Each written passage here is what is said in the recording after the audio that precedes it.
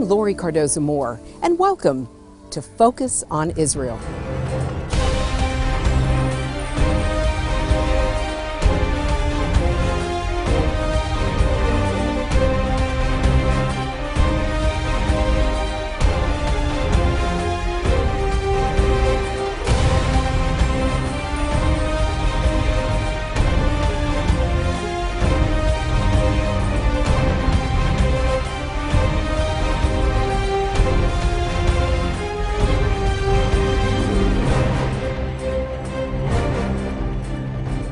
Hello, and thank you for tuning in to Focus on Israel.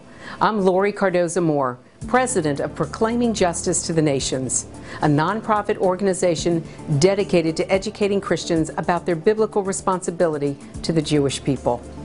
Many Christians do not realize that the Word explicitly tells us to stand with our Jewish brethren and defend the land God calls His. In our last show, we discussed the roots and history of anti-Semitism. Today, we're going to see how a new anti-Semitism has taken hold following the establishment of the State of Israel. It emanates from the far left, radical Islam, and the far right, and tends to manifest itself as opposition to Zionism and the State of Israel. It is tantamount to demonization and has led to a resurgence of attacks on Jews and Jewish symbols and increased acceptance of anti-Semitic beliefs in public discussion and mainstream media. You often hear that history is repeating itself in the case of Jewish hatred.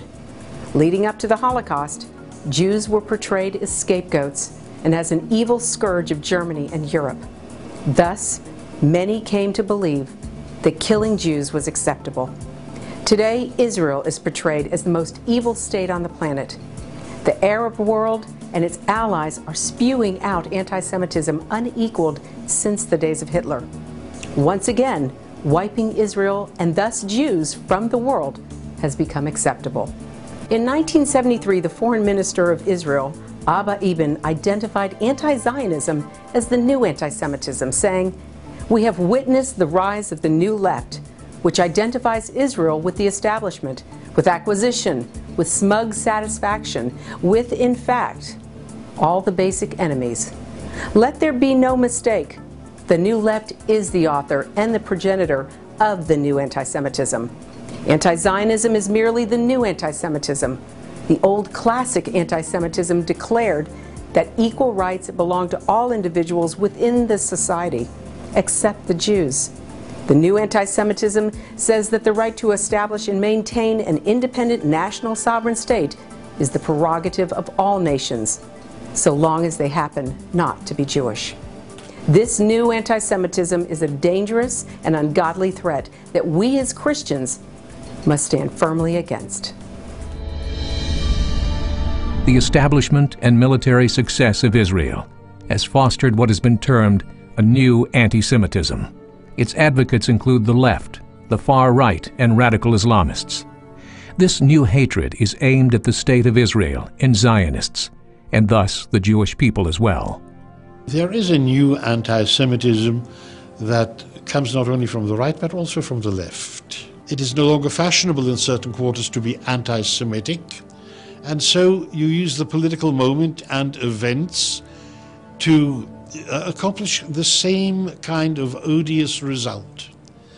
By delegitimizing the Jewish state, you delegitimize all Jewish aspirations and the Jewish people in turn. As in the Nazi Germany of the 30s, the far right has always been a danger for Jews as well as to a free society. Today's neo-Nazi and white supremacist groups have been both vocal and violent haters of anything or anyone Jewish.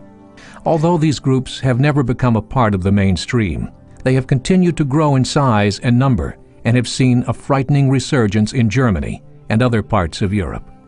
Militant Islamic groups have joined with this rising tide of neo-Nazism and together have increased attacks against their common enemy, the Jew. A key element of the far right's hatred includes Jewish conspiracy theories, most notoriously embodied by the Protocols of the Elders of Zion, a book fabricated in 1902 that outlines world domination by the Jews. Saudi Arabian government officials, neo-Nazi groups, and state religious leaders often promote the idea that the Jews are conspiring to take over the entire world. As proof of their claims, they publish and frequently cite the protocols as factual. There are many people involved in conspiracy theories by which they think that the Jewish people are responsible for all of the ills in the world. It would be as though they were some group of ogres that are sitting somewhere in splendid isolation orchestrating all of the problems that exist in the world today. We as Christians, above all people, should be saying, this is not true. We shouldn't be looking for conspiracy theories, trying to blame something on the Jewish people when indeed they're not responsible. The most recent conspiracy theory revolves around September 11th itself. This theory peddles the idea that the Mossad, Israel's secret agency, carried out the attack to turn the West against Islam, and that thousands of Jews working in the World Trade Center were warned and didn't turn up to work. Both death records and witnesses have completely discounted this. Today, in the Muslim world, Jews are hated on two distinct levels.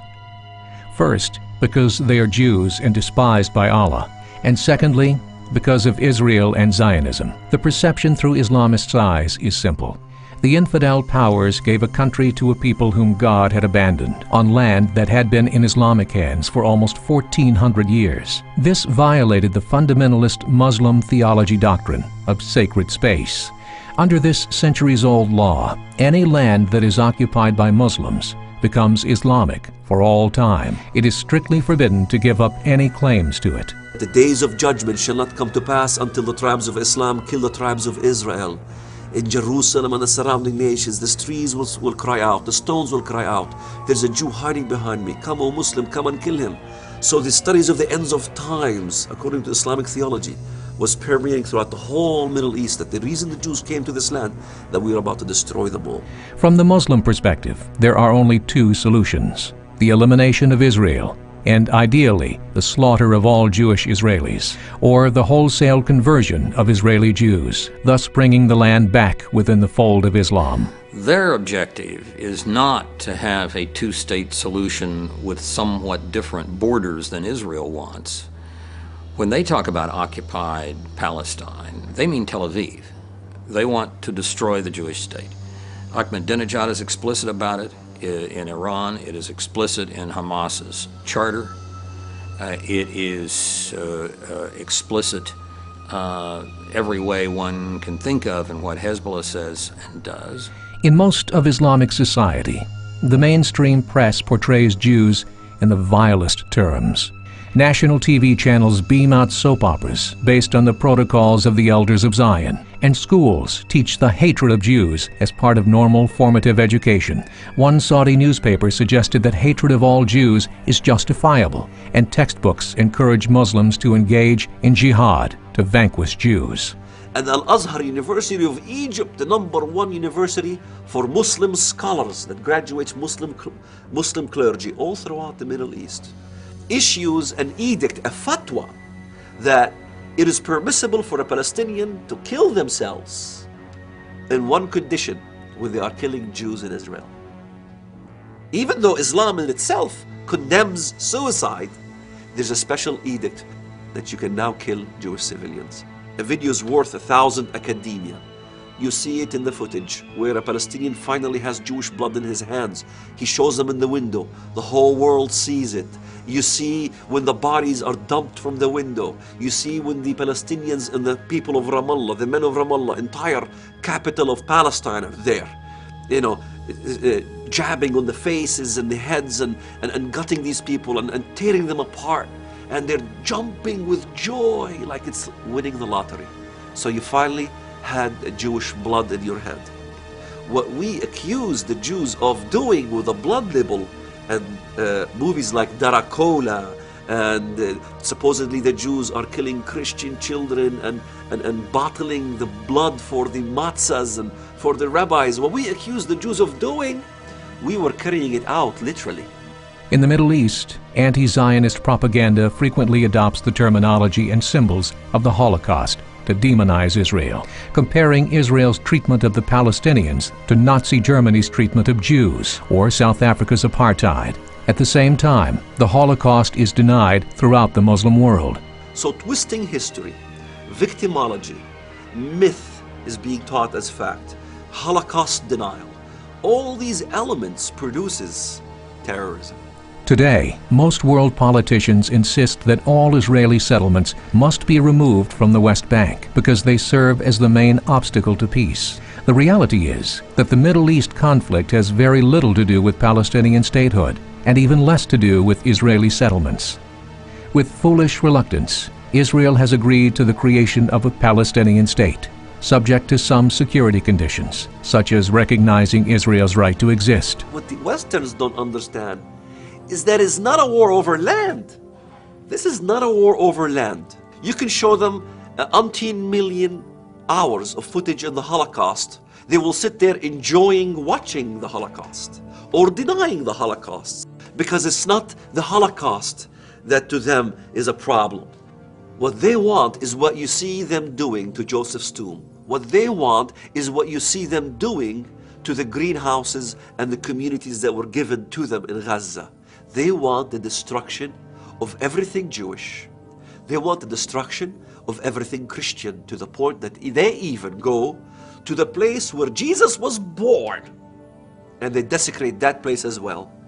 And the world community and the Christian world as a whole looks at this and still doesn't get it. The Middle East conflict is based on an incredible absence of historic facts and on a series of misconceptions about Middle East history.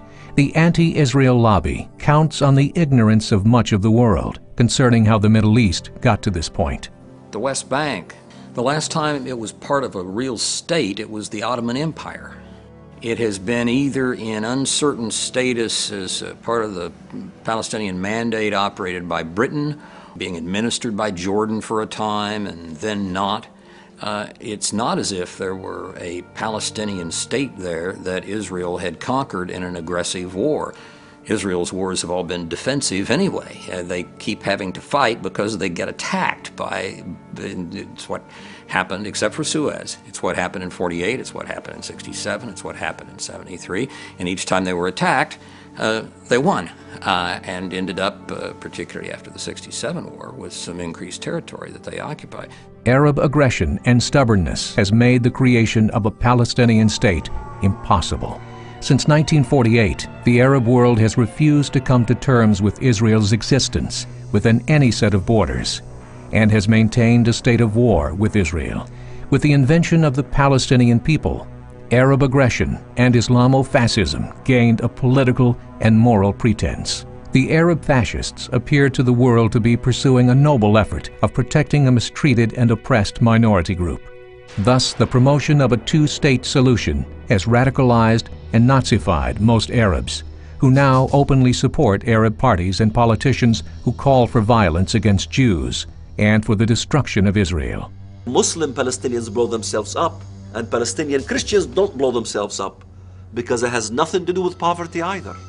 It has something to do with racism, anti-Semitism, and anti-Christ religion, an anti-Christian system that says we must destroy the Sabbath people and then the Sunday people, the Christians. For there to be peace, most people believe that Israel must end its occupation of Palestinian land. The problem is that any Palestinian state, regardless of who rules it, will produce nothing but escalated violence, terror, and warfare in the Middle East. The recent handing over of Gaza by the Israeli government is an obvious example. With the creation of a Palestinian state, there would be a brief time while the world celebrates the outbreak of peace in the Middle East. But this new terrorist state alongside Israel would be a major step in the Arab war against Israel's existence. Once forced back to its 1967 borders, it would then again be 10 miles wide at its narrowest and susceptible to a new Arab war that would draw in the entire Muslim world in its quest to destroy Israel. It is very difficult to take reasonable steps when you're dealing with a fanatic, totalitarian, genocidal enemy and have that regarded as anything other than weakness. Britain and France thought they were taking reasonable steps in the 1930s. Each time from 35 to 39, there was a crisis that the Nazis ginned up, and the Nazis, being genocidal fanatics, thought that each step was weakness, not reasonableness. I think that's the way Hamas and Hezbollah will interpret reasonableness, and therefore I think both have to be effectively, completely defeated. So in many respects, the two-state solution has much in common with the Nazis' final solution. Just another solution for killing Jews. The Nazis were rather enamored of Islam, and it continues to this day. We know, for instance, that the Germans recruited an SS unit among Serbian Muslims during the Second World War. Islam was fertile ground for Nazi recruitment, and today the most diffuse book in the Arab Muslim world is none other than Mein Kampf. It is standard school book issue in Hamastan, otherwise known as Gaza. The Hamas and even the PLO types, whom I call the Palestine Light Opera, Fatah, enjoy the idea of disseminating Mein Kampf.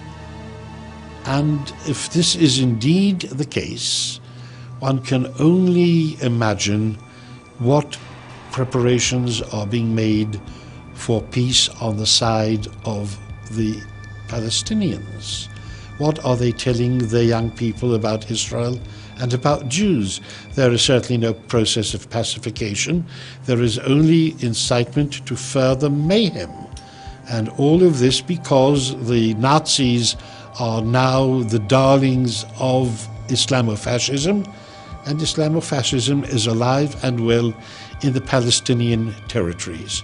And until Arab, Muslim, Palestinian children are denied their dose of Nazi fantasy, there can be no peace either in the Middle East or anywhere else in the Western world where Islamofascism seeks to wreak havoc.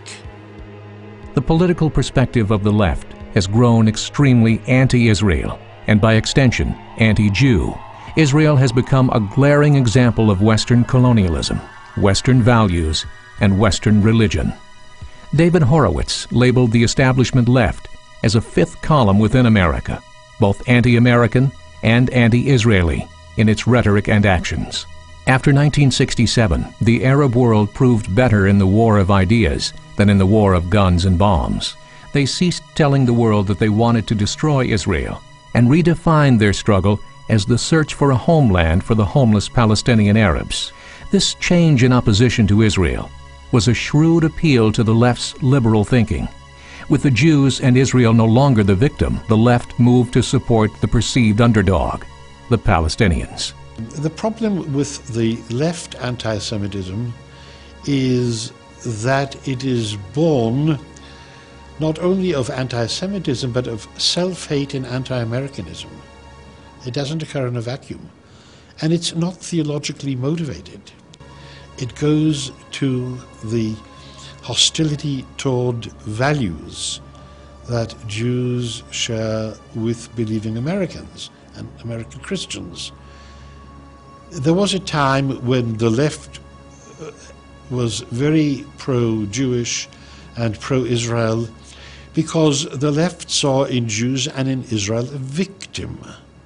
Nevertheless, since Jews are no longer the victim, although the opposition would like us to remain so, the left has decided that Jews who are not victims are not true Jews and betray the prejudice and the pre-assumptions that have been held about Jews. After all, if we're not victims, why are we here? Their form of hostility toward Israel and anti-Zionism, which is the new anti-Semitism, will simply not fly. It is illegitimate and it is intellectually dishonest. This movement represents the greatest threat to Israel because it is more mainstream than the far right or Islam. Its power and reach includes the Western press, American institutions, universities, the media, and the old-line Protestant high churches, as well as leaders in many Western European countries. At universities, leftist anti-Semitism has joined Arab racism to become a growing problem. Jewish students often face anti-Israel venom with little support from faculty or Christian students. The debate on the Middle East conflict on American campuses increasingly features the threat of real violence. Jews who don't agree with the left's position on the Middle East are treated with hatred and intimidation. Over the past few years, the Muslim Students Association, with chapters sponsored at nearly 600 universities across North America, has promoted a series of vile expressions of Jew hatred on numerous campuses. In October 2000, the president of UCLA's MSA led a crowd of demonstrators at the Israeli consulate in chants of "Death to Israel" and "Death to the Jews." In May 2006, Malik Ali, a frequent guest lecturer at MSA events, accused the apartheid state of Israel of carrying out a Holocaust against the Palestinian people. Referring to Jews as new Nazis, he told Jews directly, "The truth of the matter is, your days are numbered. We will fight you. We will fight you until we are either martyred or until we are victorious." Is there a cure for the disease called anti-Semitism? In the case of Islam, the text of the Quran is explicit and cannot be altered or interpreted away. The only way of change depends on the possibility of reform. Unfortunately, in the Muslim world, an academic or a reform-minded cleric takes his life in his hands if he so much as suggests a small change to Quran-based law or traditional thought. When one of their moderate imams speaks up and says from a mosque in Cairo or a publication in Beirut that we really have to work with the Christians and Jews, we have to all live together, we're all children of Abraham, we need to go at this sensibly. Within days, you'll have several fatwas come out from radical clerics, several in Saudi Arabia usually, and one or two elsewhere, saying this man is an apostate and must be killed.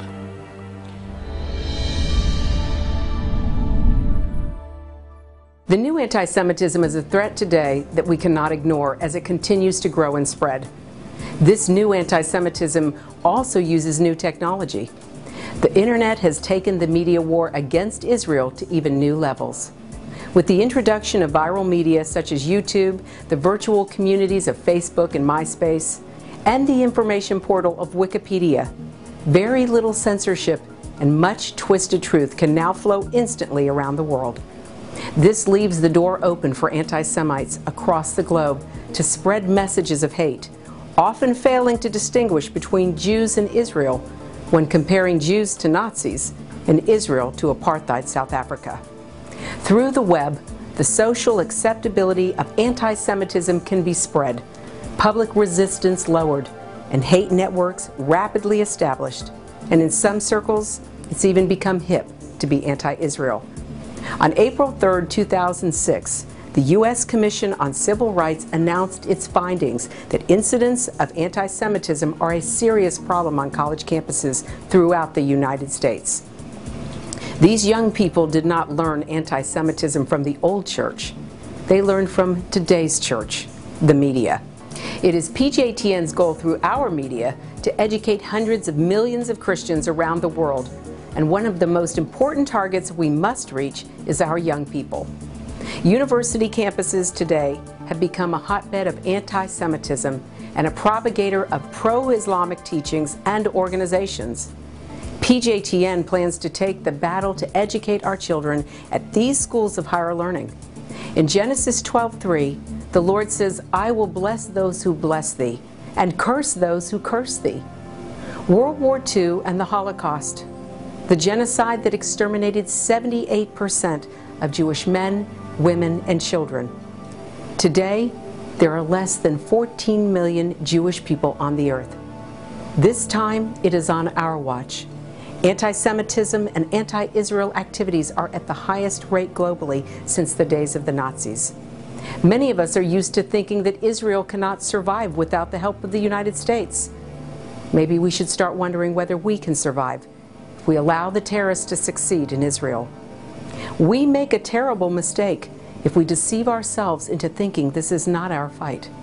In the end, the Israeli people are fighting the same enemy we are: cold-blooded killers who reject peace, who reject freedom, and who rule by the suicide vest, the car bomb, and the human shield. The mission of proclaiming justice to the nations is to reach Christians around the world with our message to stand against the anti-Semitism and anti-Israel threats that continue to rise. We believe that if the leaders of this nation were contacted by millions of Christians, they would not continue to put pressure on Israel to give up more land and negotiate with leaders who are bent on their destruction. Of all the people in the world who should understand who the Jewish people are and who Israel is, it should be the Christians. Of all the people groups around the world, Christians should be standing up, crying out against the atrocities that are being perpetrated against the Jewish people on a daily basis. God told the prophet Joel in chapter 3 that in the latter days he was going to pour out his wrath on the nations because they were dividing up his land. 300 million Americans, 80% profess to be Christians. But year after year, administration after administration, we allow our government to implement policies that are diametrically opposed to the Word of God. And the reason why we do it? We don't know the truth.